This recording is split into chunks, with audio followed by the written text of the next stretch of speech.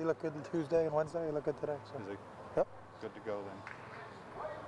We'll see. We're going to get him not till Thursday, so he's good to go if we play tonight. Okay. So. Was he that strong on Tuesday? Did he come right What's back? that? Yeah, he was. Everybody practiced. That could practice Tuesday and Wednesday, so we were good.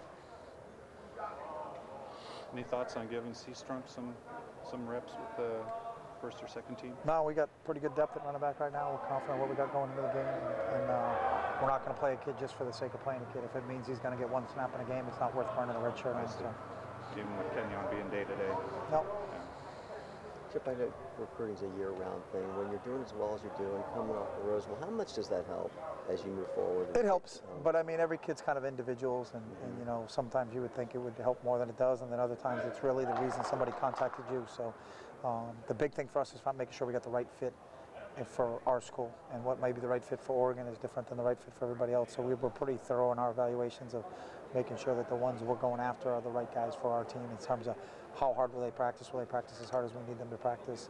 You know, they buy into what we're going to do. So it's going well, but it's a long process. It's never done until the signing date, and then the day after the signing date, you're getting ready for the next year. So is it an easy program to sell right now? What's your main message when you end up talking to these I don't kids? know if it's about selling it as much as it's about us finding the right fit for the individual player, because you know, if you sell it to the wrong guy, it's not worth it for the player, it's not worth it for you. So you know, it's about the evaluations that we make of them, and then they make it for us, and really you don't sell it, it's they know that it's the right fit. You know, there's obviously a lot of talented players out there that we offer, but they have to make a determination of, is this what they want? You know, and if this school offers a ton of things, and from that standpoint, educationally, what we have to offer, the level of football play and all those other things, yeah, it is, but you know, that's not, to me, it seems like it's the right fit, but it's got to feel that way to the recruit also. You call this an improvement week, not a bye week. What are some things? That was last week, so Correct, now we're back into game week. But yeah, we need to clean up fumbles lost. You know, we're not very good in that right now. We've lost 4 fumbles in special teams and 4 fumbles on offense, and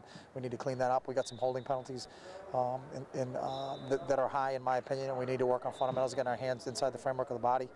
We got to tackle better on defense. You know, there's times where we can get them off the field on third down, but it's just a missed tackle that prevents us from that. So it's really it was a real fundamental week for us on the days that we practiced in terms of just trying to improve as a team. You weren't putting in any schemes, you weren't putting in any plays. It was just, how do we get better as a group? And you know, they practiced really, really well last week, and it carried over to we practiced really, really well today. So you're always trying to make sure that you have depth with guys who are ready to come in at any point in time.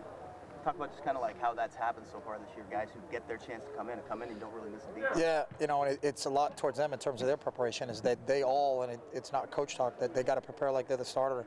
Nate's a prime example of that in terms of how he came off the bench in the Washington State game. We didn't miss a beat. Our offense doesn't change when Nate goes in the game, but the same thing says for our defense when Michael Clay goes in for Casey Matthews, or our secondary rotates, or Brandon Bear's out of the game and Deion Jordan's in the game. You know, we don't say, okay, Deion's in, so let's call it differently. Is they all understand the game plan, they all understand what we're trying to do. And it's why one of the reasons that we're where we are right now is because of the depth on both sides of the ball, both offensively and defensively. Now that you are preparing, go ahead. You seem to be relatively healthy too. How encouraging is that?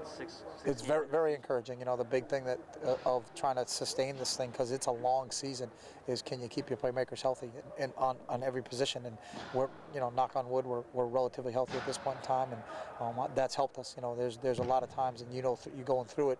You know, do you lose a key player here and there? And if you do you have a backup? You know, but I think right now we've been relatively healthy, and I think it's a lot to how we practice and how we prepare, and our players understand the value of practice, and that's going to prepare you for the games, and our guys have been doing that. So. Coach, we're not getting into specifics, obviously, with the injury, but are there, when you have a guy who has a head injury, are there certain neurological things that... Our doctors handle all that, so I don't diagnose injuries, I don't get involved in injuries, and they tell us who can play and who can't play, and then we just go from there. So you know, for me to weigh in and say that I think it's, you know, his synapses aren't firing on the left side better than they are on the right side, I mean, that's not my job. My job is to coach football. Their job is to be the medical staff. When they clear a player to play, then they're cleared to play, but not until that point in time. The same thing happens during a game.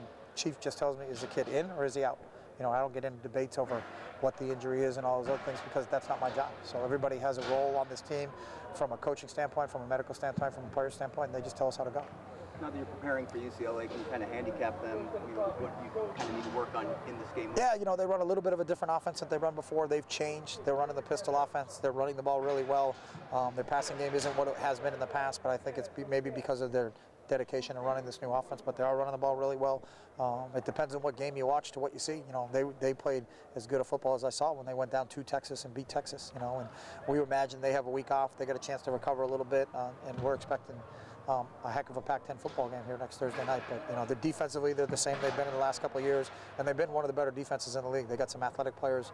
Akeem Ayers is as good a linebacker as in this league. Raheem Moore is as good a safety as there is in this league.